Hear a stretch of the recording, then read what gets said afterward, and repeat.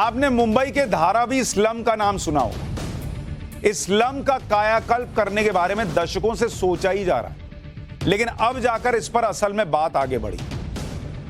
अगर आप मुंबई के रहने वाले नहीं हैं तो आपने धारावी को फिल्मों में या खबरों में तो जरूर देखा होगा। यहां रहने वाले ज्यादातर लोगों की जिंदगी को देखकर आप में से बहुत लोगों को लगेगा कि आप जन्नत में रहते हैं, जिस तरह की जिंदगी वो जी रहे हैं। और इसका अंदाजा आप इस बात से लगा सकते हैं कि यहाँ 5 बाई 5 फीट के छोटे छोटे कमरों में 6-7 लोग रहते हैं। 5 बाई 5 के कमरे। सुबह टॉयलेट में जाने के लिए लंबी लाइन लगती है। गलियां इतनी संकरी हैं कि एक दूसरे से टकराते हुए चलना पड़ता है। खुला आसमान और हवा खाने के लिए यहाँ के लोगों को बस्ती से बाहर निकलना पड़ता है। आसमान से धारावी की जमीन नहीं दिखती, सिर्फ झुग्गियों की छतें दिखती। धारावी को सुविधाजनक और बेहतर बनाने के लिए पिछले 60 साल से सिर्फ वादे किए जा रहे। अच्छा, मैं करता हूं ना, अरे मैं करके देता हूं ना। 60 साल से उधर वादे होते थे, इधर नई झुग्गी बनती थी। कई सरकारें आई, कई सरकारें चली गईं, लेकिन धारावी की हालत नहीं बदली। लेकिन अब धारावी को बदलने की तारीख तय हो गई और इसके लिए महाराष्ट्र सरकार ने धारावी रीडेवलपमेंट प्रोजेक्ट टेंडर निकाले थे, जो अडानी ग्रुप को मिला है। धारावी के कायाकल्प के लिए अडानी इंफ्रा ने 5069 करोड़ रुपए की बोली लगाई। और भी प्लेयर्स थे। अडानी के अलावा डीएलएफ ने 2025 करोड़ रुपए की बोली लगाई। तो ऐसा नहीं कि उठा के दे दिया कि लीजिए आप बना दीजिए, क्योंकि तुरंत यही माहौल बना दिया जाएगा। धारावी रीडेवलपमेंट प्रोजेक्ट में अडानी इंफ्रा को अगले 7 साल में लोगों को पूरी तरह से पुनर्वास करना है, यानी पक्के मकान बनाकर देने होंगे। इस प्रोजेक्ट के तहत जो लोग 1 जनवरी 2000 से पहले से धारावी में रह रहे हैं, उन्हें फ्री में पक्का मकान दिया जाए। जबकि जो लोग 2000 से 2011 के बीच आकर यहां बसे, उन्हें इसके लिए कीमत चुकानी होगी। वैसे इसमें ज्यादातर लोग ऐसे हैं जो साल 2000 से पहले आकर बसे हैं। अब सोचिए, जब कंपनी मुफ्त में मकान दे देगी तो कमाई क्या होगी, इसके बारे में आपको आगे बताऊंगा, क्योंकि कोई भी कंपनी जो है वो बिना पैसा कमाने के ऐसे दान के लिए तो नहीं बना रही होगी। धारावी रीडेवलपमेंट प्रोजेक्ट 80% निजी और 20% सरकारी भागीदारी से बनेगा और यह पूरा प्रोजेक्ट करीब 20,000 करोड़ रुपए का। सरकार का टारगेट है कि अगले 17 साल में इस प्रोजेक्ट को पूरा कर लिया जाए। इसमें बड़े बड़े बिजनेस कॉम्प्लेक्स और सोसाइटी डेवलप की जाएंगी। ये जो झुग्गियां देख रहे हैं, यहां बड़ी बड़ी इमारतें बनेंगी। धारावी दिखने में अभी स्लम है, लेकिन अगले कुछ वर्षों में यह दुनिया की सबसे महंगी प्रॉपर्टी वाला इलाका बन जाएगा। करीब 3 वर्ग किलोमीटर में फैली इस झुग्गी बस्ती में अभी 2 हिस्से हैं। इसमें एक तरफ रिहायशी इलाका है जिसमें करीब 10 लाख लोग रहते हैं, जबकि दूसरी तरफ कमर्शियल कॉम्प्लेक्स है। इसमें लगभग 15,000 छोटे बड़े कारखाने। धारावी में चमड़े के प्रोडक्ट्स बहुत बड़ा काम होता है और इसके अलावा मिट्टी के सजावटी बर्तन, गारमेंट फैक्ट्री से जुड़े काम का बहुत बड़ा हब है।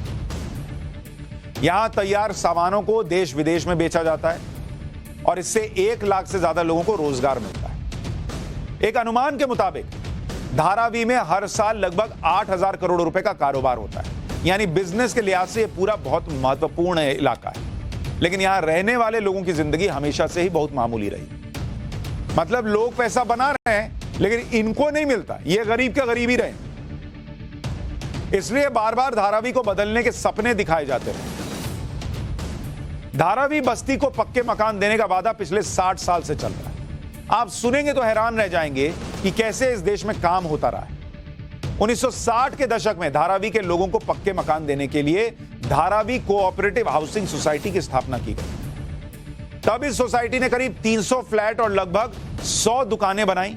ऊंट के मुंह में जीरे वाले इस प्रोजेक्ट में बहुत धीमी रफ्तार से काम चलता रहा, क्योंकि जिस स्पीड से धारावी फैल रही थी उस हिसाब से सरकारें काम नहीं कर रही थी। पिछले 18 साल में धारावी के रीडेवलपमेंट की यह चौथी कोशिश है। 1999 में बीजेपी शिवसेना सरकार ने पहली बार धारावी के पुनर्विकास का प्रस्ताव रखा। इसके बाद 2003-04 में महाराष्ट्र की कांग्रेस सरकार ने धारावी को एक इंटीग्रेटेड प्लांट टाउनशिप के रूप में पुनर्विकसित करने का निर्णय लिया। इसके लिए प्रोजेक्ट को मंजूरी दी गई और टेंडर निकाले गए। ये दावे किए गए कि मुंबई को शांघाई बना देंगे, लेकिन 2011 में सरकार ने सभी टेंडर को रद्द कर दिया और एक मास्टर प्लान तैयार किया, लेकिन वो भी ठंडे बस्ते में चला। 2018 में बीजेपी शिवसेना सरकार ने धारावी के लिए एक स्पेशल पर्पस व्हीकल का गठन किया और इसे पुनर्विकास परियोजना के लिए नोटिफाई किया गया। बाद में ग्लोबल टेंडर मंगाए गए जिसमें जनवरी 2019 में दुबई की सिकलिंक टेक्नोलॉजी कॉर्पोरेशन को टेंडर मिल गया। लेकिन 2020 तक महाराष्ट्र में फिर सरकार बदल गई। उद्धव ठाकरे के नेतृत्व वाली सरकार ने टेंडर कैंसिल कर दिया। अब 2022 में सरकार बदलने के बाद एकनाथ शिंदे की सरकार ने फिर से टेंडर निकाला, जो अब अडानी ग्रुप को मिल गया है, क्योंकि उन्होंने हाईएस्ट बिडिंग की। आप में से बहुत से लोगों के मन में यह सवाल आ रहा होगा कि धारावी में मुफ्त में मकान देने के बाद धारावी का कायाकल्प करने वाली कंपनी को क्या फायदा होगा। धारावी में करीब, अगर आप देखेंगे, जिस धारावी की बात हो रही है उस प्रोजेक्ट में क्या हिसाब बैठेगा, जरा इसका कैलकुलेशन देखिए। ये जो धारावी में करीब 70% जमीन पर अडानी इंफ्रा लोगों के लिए मकान बनाएगी। 70% मकान बनेगी, 70% जमीन पर, ठीक है, ये फ्री में मिलेगा। इसके अलावा 30% जो जमीन है उस पर क्या बनेगा, कमर्शियल प्रोजेक्ट।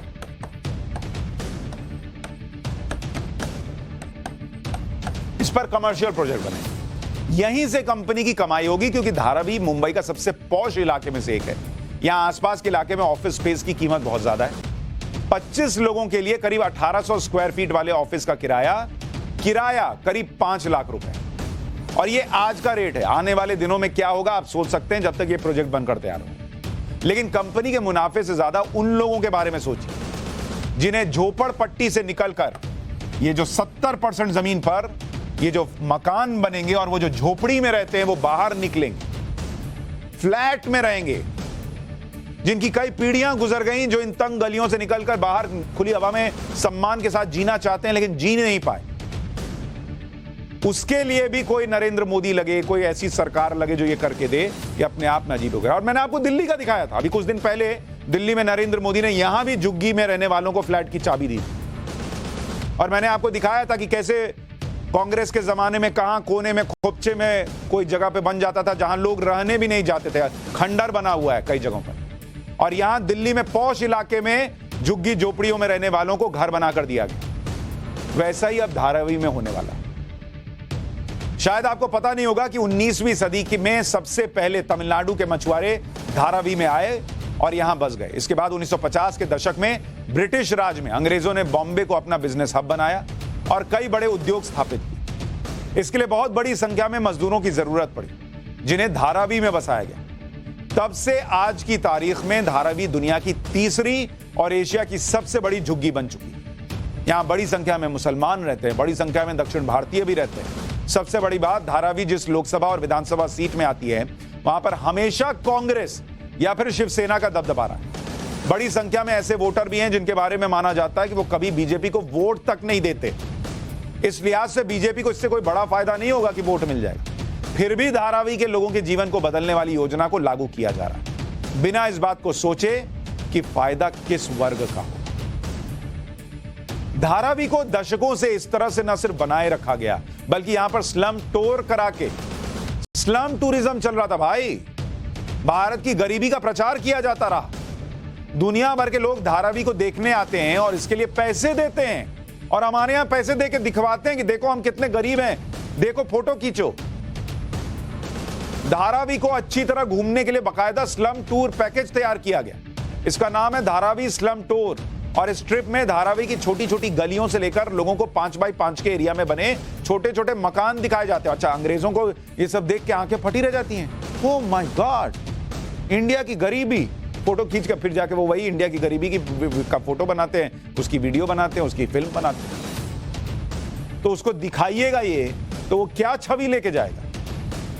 यहां के लोगों की मुश्किल भरी जिंदगी से लेकर थोड़े में गुजारा करने वाली क्रिएटिव मजबूरी को नजदीक से दिखाया जाता है।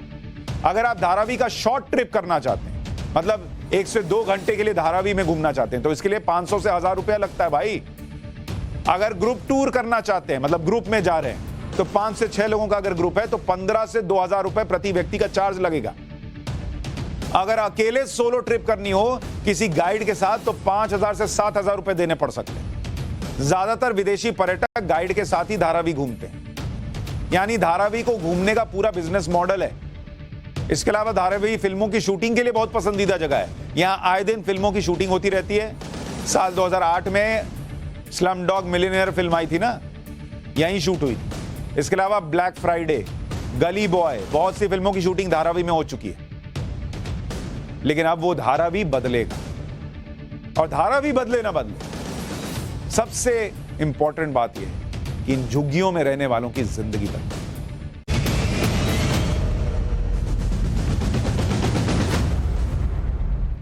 पाठशाला में अब पीएम मोदी के भारत जोड़ो का चैप्टर। राहुल गांधी का भारत जोड़ो तो आप बहुत सुन रहे हैं, अब पीएम मोदी के भारत जोड़ो के बारे में बताता हूं, जिसमें पुतिन, मैक्रोन, बाइडेन अब साथ साथ चले। इसमें आपको विदेश में उस हिंदू मंदिर के बारे में भी बताऊंगा जिसे बचाने का जिम्मा पीएम मोदी ने उठा लिया। पिछले कुछ दिनों से G20 की बहुत चर्चा है। G20 दुनिया के 20 सबसे शक्तिशाली देशों का ग्रुप है, जिसकी अध्यक्षता पहली बार भारत को मिली, और इसकी अध्यक्षता मिलना देश के लिए बहुत गर्व का लम्हा। G20 का सम्मेलन अगले साल भारत में होगा। तब दुनिया के बड़े बड़े देशों के राष्ट्रपति, प्रधानमंत्री इसमें हिस्सा लेने के लिए भारत आएंगे। जैसे अभी इंडोनेशिया के बाली में दुनिया भर के नेता इकट्ठा हुए। लेकिन भारत G20 के सम्मेलन में कुछ ऐसा करने जा रहा है जो अब तक किसी ने ना किया और ना ही इसके बारे में सोचा। G20 सम्मेलन से पहले भारत में अगले 1 साल तक छोटी बड़ी 200 बैठकें होंगी, जिसमें G20 का एजेंडा तय होना है।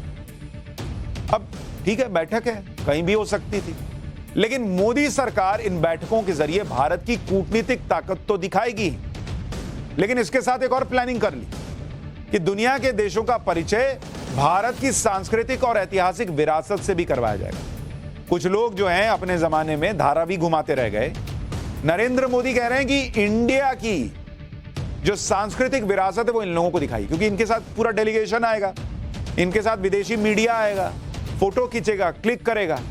तो दुनिया को बताओ ना बॉस कि हम कहां रहते हैं, हमारी क्या सांस्कृतिक विरासत है। और फिर वो जब तस्वीरें वहां जाएंगी और लोग यहां आएंगे तो और टूरिज्म बढ़ेगा, और टूरिज्म बढ़ेगा तो इकोनॉमी बढ़ेगी। तो एक साथ दो काम करो ना। G20 की अध्यक्षता कर रहे हो, मीटिंग कर रहे हो, ठीक है, वो मीटिंग के साथ साथ प्रमोशन भी हो जाएगा। और इस तरह की मीटिंग की शुरुआत भी हो चुकी है। 5 दिसंबर को उदयपुर में G20 देशों के शेरपा की बैठक हुई। उदयपुर महलों और झीलों का शहर है। G20 देशों के प्रतिनिधि उदयपुर की ऐतिहासिक जगहों पर गए, राजस्थान की कला, संस्कृति और परंपरा को देखा और समझा। अच्छा, ये नहीं सोचा गया कि राजस्थान में तो कांग्रेस की सरकार है, यहां उदयपुर ले जाने का क्या मतलब। लेकिन उदयपुर से शुरुआत हुई। मीटिंग में आए विदेशी मेहमान परंपरागत राजस्थानी पगड़ी पहने हुए भी नजर आए। पीएम मोदी का यह हिट आइडिया है, क्योंकि देश भर में इस तरह की बैठकों के जरिए भारत अपनी सांस्कृतिक और ऐतिहासिक विरासत को दुनिया भर में पहुंचाएगा। कश्मीर से कन्याकुमारी तक G20 की जो छोटी बड़ी मीटिंग होनी है, और इसके लिए सरकार ने देश के ऐतिहासिक इमारतों और पुरातात्विक जगहों को चुना है। आज से अगले 3 दिन तक G20 की एक और बैठक हो रही है। इसमें शामिल विदेशी मेहमानों को महाराष्ट्र के प्रसिद्ध एलिफेंटा की गुफा ले जाया जाएगा। एलिफेंटा की गुफा विश्व धरोहर सूची में शामिल है। जनवरी में G20 के प्रतिनिधियों को पुणे घुमाया जाने वाला है। वहां पर उन्हें आगा खान पैलेस, शनिवार वाड़ा और शिवनेरी किले ले जाया जाएगा। शिवनेरी किला शिवाजी महाराज से जुड़ा हुआ है। इसके बाद G20 के प्रतिनिधि मध्य प्रदेश में सांची स्तूप जाएंगे। जनवरी में ही विदेशी प्रतिनिधियों को गुजरात के पाटन में रानी की वाव, मोढेरा का सूर्य मंदिर, अहमदाबाद का त्रिपोली गेट घुमाया जाएगा। विदेशी मेहमानों को हैदराबाद में चार मीनार और गोलकुंडा किले ले जाया जाएगा। तमिलनाडु के शोर मंदिर में भी मीटिंग का आयोजन किया जाना है। फरवरी में G20 के विदेशी प्रतिनिधि ताजमहल देखने के लिए आगरा जाएंगे। फिर फरवरी में ही उन्हें लखनऊ के मशहूर इमामबाड़ा और रेजिडेंसी घुमाया जाएगा। मार्च के महीने में इन्हें बिहार ले जाया जाएगा, नालंदा विश्वविद्यालय। फिर राजगीर और भगवान बुद्ध से जुड़े बोधगया की सैर कराई जाएगी। इसके बाद केरल के मट्टनचेरी पैलेस और कोच्चि के सेंट फ्रांसिस चर्च में घुमाया जाएगा। यह है नरेंद्र मोदी का भारत जोड़ो। और उनके भारत जोड़ो में प्लानिंग यह है कि ये जो बड़े दिखाओ, इंडिया का प्रचार करो।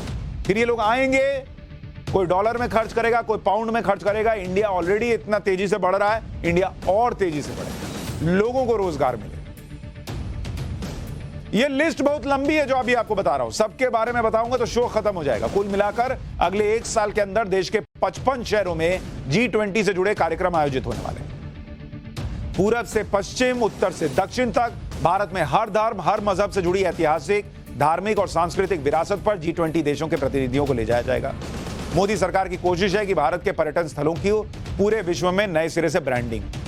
अभी तक विदेशों में भारत की पहचान सिर्फ ताजमहल के लिए होती है, लेकिन G20 के आयोजन से देश की हर एक विरासत की पहचान दुनिया में बनेगी। विदेश मंत्री एस जयशंकर की कोशिश है कि प्रधानमंत्री नरेंद्र मोदी के संसदीय क्षेत्र काशी में भी G20 का एक कार्यक्रम आयोजित हो। काशी में इसलिए क्योंकि यह दुनिया के सबसे प्राचीन शहरों में से एक बार विदेश मंत्री की बात सुनिए, फिर आगे की बात बताता हूं। The wheel of history is turning. It is coming back to there is a rise of India. That era where there was a neglect of temples, where things were adverse to us, as some of you have said. That era is now behind us. It is behind us in India. It will be behind us where the world is concerned. How do we get together and how do we make an effort not only to revive and flower our heritage within the country, how do we do it internationally?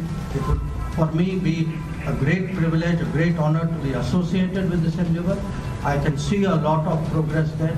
I can certainly say that the Modi government is completely committed to ensuring that in the world, Indian heritage, Indian culture gets the right place. अच्छा, बात सिर्फ भारतीय संस्कृति को बचाने की नहीं, बात सिर्फ हिंदू संस्कृति को बचाने की भी नहीं। पीएम मोदी सिर्फ भारत की सांस्कृतिक विरासत को बचाने, उन्हें विकसित करने और उनका प्रचार करने में ही आगे नहीं है, बल्कि वो विदेशों में भी हिंदू धर्म से जुड़ी सांस्कृतिक विरासत को बचाने में जुटे। भारत से 4,778 किलोमीटर दूर पूरब में एक देश है कंबोडिया, और यहां है अंगकोर वाट मंदिर। आप में से बहुत सारे लोगों ने नाम भी नहीं सुना। इतिहास की किताबों में आपने अंगकोर वाट मंदिर के बारे में पढ़ा होगा, मैं उम्मीद कर रहा हूं। अंगकोर वाट मंदिर का परिसर दुनिया का सबसे बड़ा मंदिर परिसर है। मोदी सरकार इस मंदिर परिसर का जीर्णोद्धार करवा रही है। कंबोडिया में मंदिर, हिंदू मंदिर, इसका जीर्णोद्धार मोदी सरकार करा रही है। हिंदू धर्म से जुड़ी इस धार्मिक और सांस्कृतिक विरासत को सहेजने का काम कर रही है। एक बात और आपको बता दूं जो बेहद अहम है कि अंगकोर वाट में एक वक्त में 1000 से ज्यादा मंदिर हुआ करते थे, जैसा मैंने आपको हम्पी का बताया, लेकिन अब वहां सिर्फ 72 मंदिर बचे। अब हिंदू धर्म की इस विरासत को बचाने की जिम्मेदारी मोदी सरकार ने ले ली। पिछले महीने ही उपराष्ट्रपति जगदीप धनखड़ और विदेश मंत्री डॉक्टर एस जयशंकर ने अंगकोर वाट मंदिर का दौरा किया। कंबोडिया में हिंदू सभ्यता का प्रतीक है अंगकोर वाट मंदिर, और यह यूनेस्को की विश्व धरोहर में शामिल। भारत से 4,778 किलोमीटर दूर हिंदू सभ्यता कैसे और कब पहुंची, यह जानने के लिए आपको अंगकोर वाट मंदिर का पूरा इतिहास समझना होगा। कंबोडिया में 12वीं शताब्दी में खमेर साम्राज्य हुआ करता। खमेर साम्राज्य के राजा हुआ करते सूर्यवर्मन द्वितीय।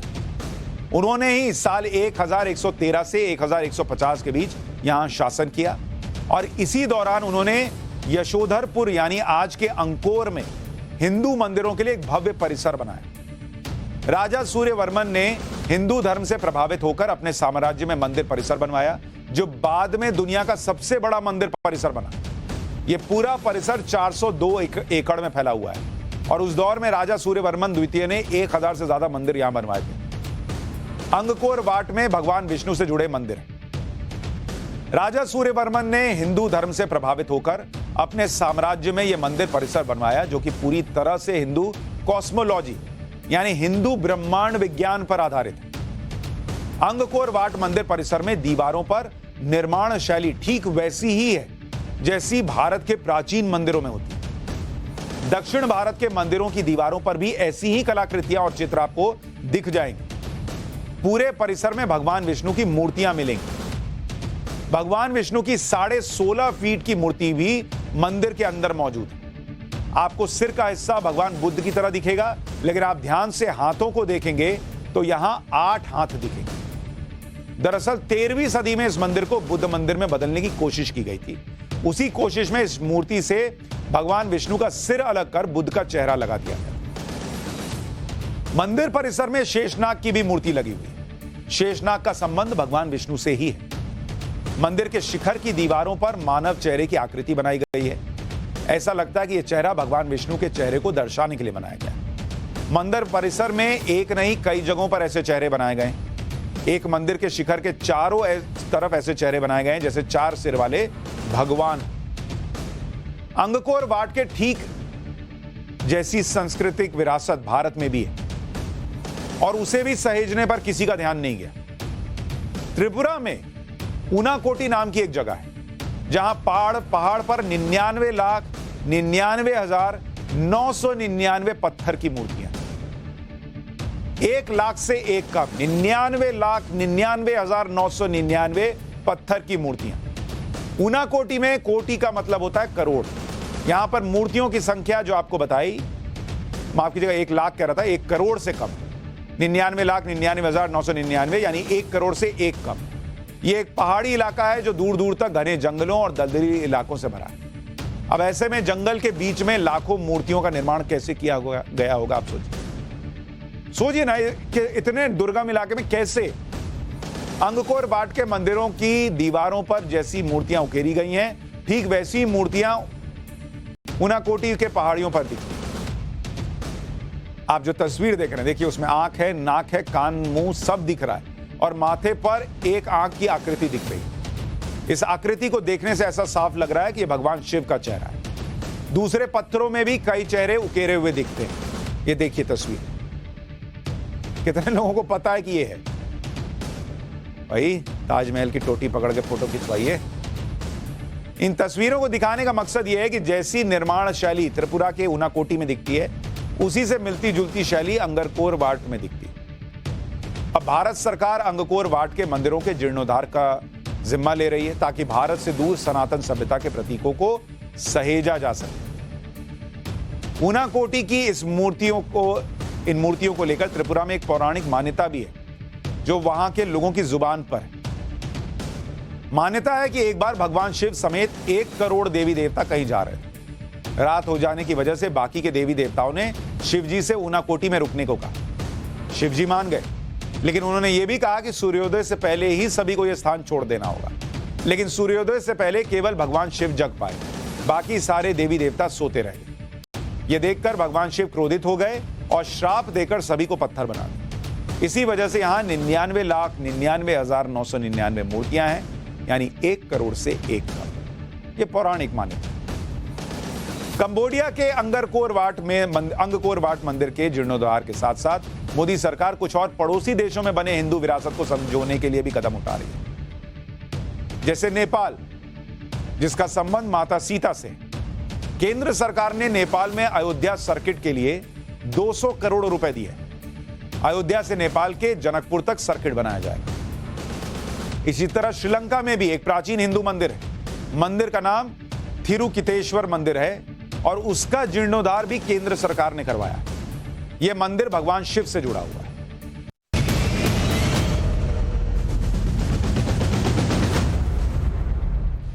आप में से शायद हर किसी ने अपने बचपन में चंदा मामा दूर के वाली कहावत सुनी। शायद आपने चलो दिलदार चलो चांद के पार चलो वाला गाना भी गुनगुनाया हो। न जाने कितनी हिंदी फिल्मों में हीरो हीरोइन ये डायलॉग कहा करते कि तुम्हारे लिए मैं चांद तोड़ कर ला सकता हूं। ये सारी कल्पनाएं आपको इसलिए अच्छी लगती रही क्योंकि आपने चांद को कभी नजदीक से नहीं देखा था। वो कैसा दिखता है ये सिर्फ आप अपने घर की छत से ही देख पाए। लेकिन अब ऐसा पहली बार हो रहा है कि जब आम इंसान, सिर्फ एस्ट्रोनॉट नहीं कह रहा हूं, आम इंसान हमारी तरह आपकी तरह का चांद की यात्रा पर जाने वाले और नजदीक से चांद को देखने वाले। जैसे आप कोई छुट्टी प्लान करते हैं ना कि टैक्सी बुक किया, चलो चलते हैं, बबलू चुन्नू बैठो चलो, वैसा वाला।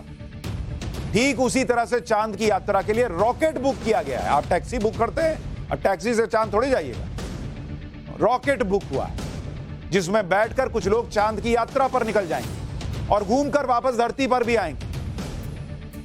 इस प्रोजेक्ट का नाम है डियर मून और इस प्रोजेक्ट के तहत दुनिया भर से ऐसे 9 लोगों को चुना गया है जो चांद पर जाएंगे और इसमें एक भारतीय एक्टर भी शामिल है। इन सभी लोगों को चांद की यात्रा पर भेजा जाएगा, यानी ये चांद पर जाने का पहला प्राइवेट टूर।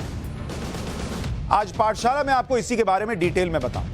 कैसे दुनिया के 2 अरबपति 9 लोगों को 6 दिन में चांद की सैर कराएंगे, वो भी एकदम फ्री।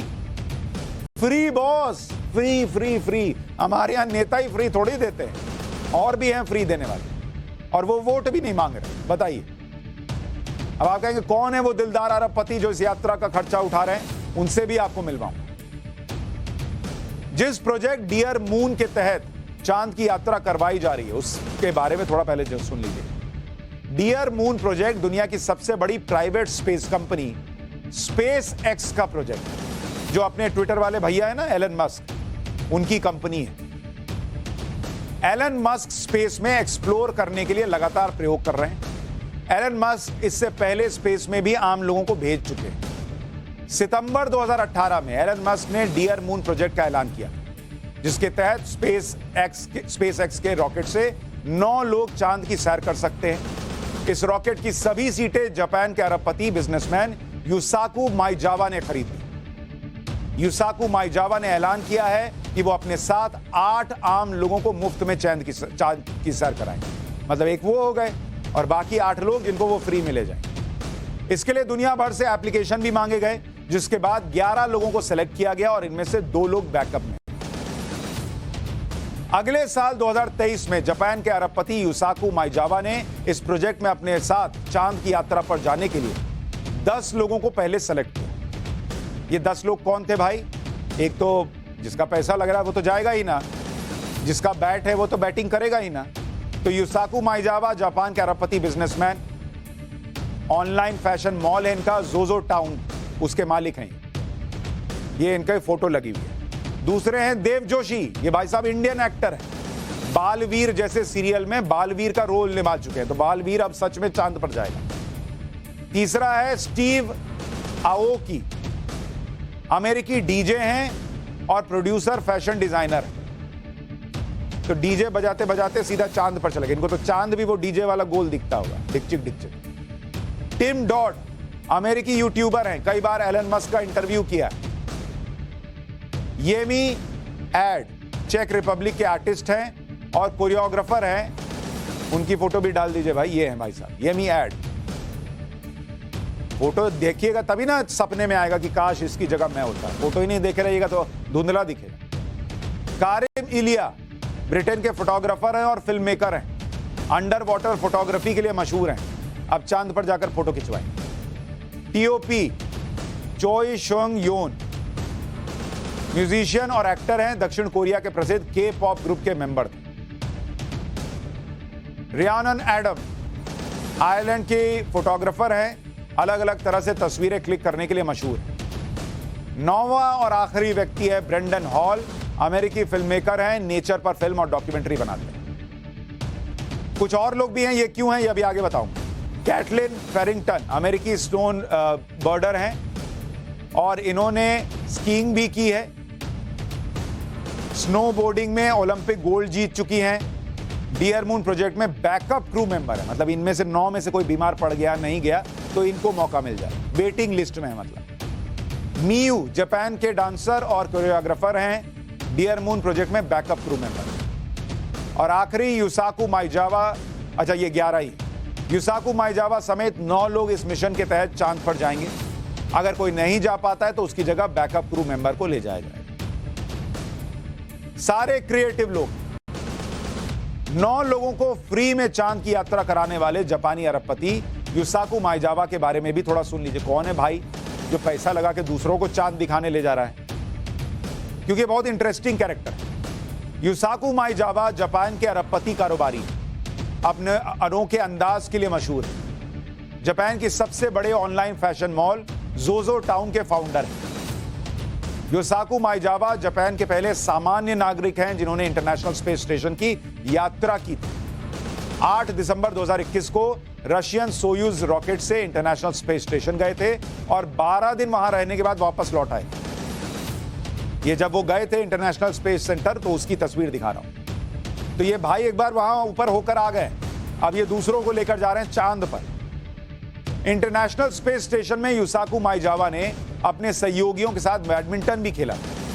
ये उसी बैडमिंटन गेम की तस्वीर है, वहां जाके भाई बैडमिंटन खेल रहा है।